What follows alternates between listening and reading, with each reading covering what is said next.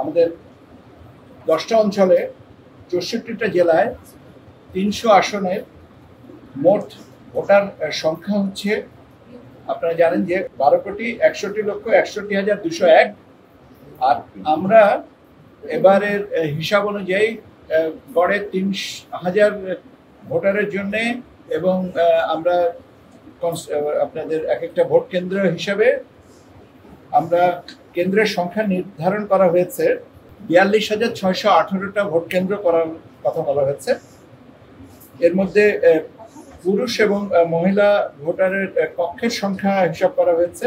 আপনারা জানেন যে আমরা এই আনুপাতিক হারটা প্রত্যেকটা কেন্দ্রে 600 ভোটারের জন্য একটা কক্ষ পুরুষ ভোটার এবং মহিলা 500 ভোটারের জন্য একটা কক্ষ, এই হিসাবে আমাদেরকে পুরুষ কক্ষের সংখ্যা ধরা হয়েছে 1,14,939।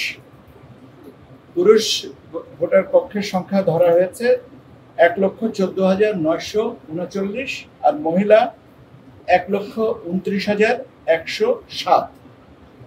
এই সর্বমোট 2,44,046টা ভোট কেন্দ্রের ভোট কক্ষের সংখ্যা আমরা নির্ধারণ করেছি।